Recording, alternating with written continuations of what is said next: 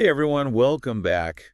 Ready to dive deep into something that I think we all care about a lot. Definitely. Today it's all about cancer risk and prevention. Yeah. We're going to be taking a look at this article called Cancer, the Scariest Disease in Humans, How to Be Safe. Okay. So if you want to feel empowered about your health choices, this is the deep dive for you. Right. Now, chances are you've heard a lot about cancer before, Oh, yeah, for sure. but we're going to go beyond just the basics here. We're Yeah. going to extract the need-to-know facts, Okay. and more importantly, we're going to figure out what we can actually do about it. I like it. It's like having a health expert right in your pocket, ready to answer all your questions. Absolutely. And, the article starts off with a pretty stark reminder. Cancer is a global crisis. Oh, Almost 1 in 6 deaths worldwide. whoa, 1 in 6. Yeah. Okay, that really puts it into perspective It does. because sometimes it feels like it's, this distant threat. But when you hear numbers like that, Uh-huh. it's definitely a wake-up call. It is. It is a serious issue, but it's also a call to action. Yeah, The more we understand about the risk factors and the prevention strategies, the better we can protect ourselves. I love that. Yeah. That's the spirit. So the article then highlights some of the most prevalent types of cancer: Mm-hmm. lung, breast, colorectal, and prostate. What makes these in particular so common? Well, it's a bit of a puzzle, really, with a lot of interlocking pieces. Really? You've got genetics, Okay. you've got environment, Uh-huh. you've got lifestyle all playing a role. Right. So, for example, let's take lung cancer. Okay. While smoking is obviously a major risk factor, exposure to radon gas in homes can also contribute. Interesting. For breast cancer, family history is definitely significant. Okay. But lifestyle factors, like diet and exercise, are coming into clearer focus as well. I see. As we go through these, I want to encourage you to think about your own health journey. Have you or anyone close to you been affected by these specific types of cancer? Mm-hmm. It's a reminder of why this deep dive is so important. Absolutely. So let's move on to the risk factors then. Okay. Now, some of these will probably sound familiar, Okay. but the article actually highlighted a few things that might make you rethink some of your day-to-day choices. Color me intrigued. Okay. Hit me with these risk factors. All right, so the usual suspects are all here. Tobacco use, Mm-hmm. unhealthy diet, Yeah. lack of physical activity, excessive alcohol, all playing a role. But did you know that emerging research suggests that chronic inflammation in the body can actually create an environment where cancer cells thrive?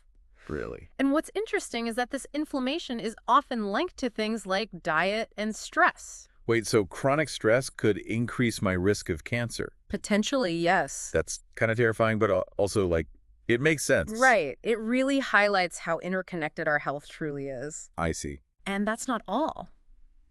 The article also talked about exposure to harmful substances, like asbestos, Okay. radiation, Yeah.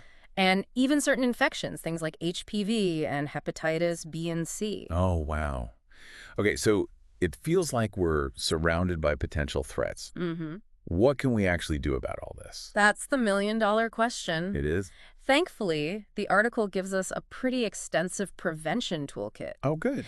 And the great thing is, a lot of these tips are pretty simple, and they're evidence-based. Give me the highlights. Okay, first and foremost, if you're a smoker, quitting is the single most important thing you can do to slash your risk. Right. Then you've got the healthy diet, Yeah. lots of fruits and veggies, whole grains, lean protein, the good stuff. Right, the good stuff. Limit those processed foods, the red meat, sugary drinks. Yeah. Those are some real heavy hitters in the cancer risk department. Speaking of diet, the article mentioned something about processed foods and cancer that I found really fascinating. Can you elaborate on that a bit? Absolutely. So studies have shown that there's a strong correlation between diets loaded with processed meats, sugary beverages, refined grains, and an increased risk for certain cancers. It's not just about the calories. Really? It's about the quality of the food that we're putting into our bodies. That makes total sense. All this talk about diets making me want to go eat a salad. Me too. So what else can we do besides eating well? Well, don't underestimate the power of physical activity. Right. It's not just about maintaining a healthy weight. Okay. Studies have shown that there's actually a direct link between regular exercise and a reduced risk of several cancers. I'm all about that active lifestyle, but it's easy to slip up sometimes. Oh, we all have those days. We do. But remember, even small changes can add up. Right. Maybe park a little farther away from the store. Yeah. Or take the stairs instead of the elevator. Those are good ones. I Yeah. like those. Any other tips for us? Absolutely. Protecting your skin from the sun is crucial. Sunscreen, hats, limiting your exposure during those peak hours. Yeah. Speaking of protection, regular checkups and screenings. Yes. Those are lifesavers. Yeah. Early detection is often the key to successful treatment. So easy to put those off. It is. But you're right. They can make all the difference. They really can.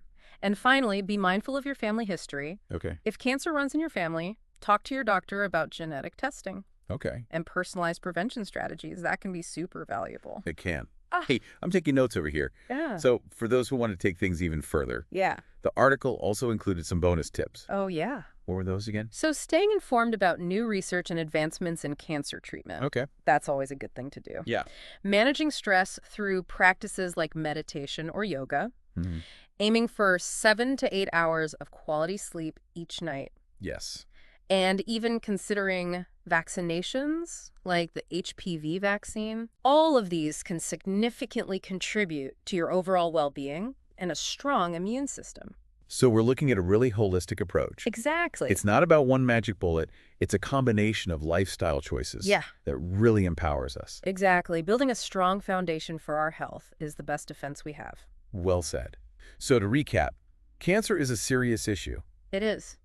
but we don't have to feel powerless. Right. Knowledge is power, and prevention is key. Absolutely. Here's a final thought-provoking question for you to consider. Okay. Knowing all of this now, what's one small change you can make today to reduce your risk and take charge of your health? That is such a good question to ponder. Remember, small steps lead to big changes over time. They do. Thanks for joining us for this deep dive. Of course, it was my pleasure. Until next time, stay curious and stay healthy. This sounds good. Bye, everyone. Bye.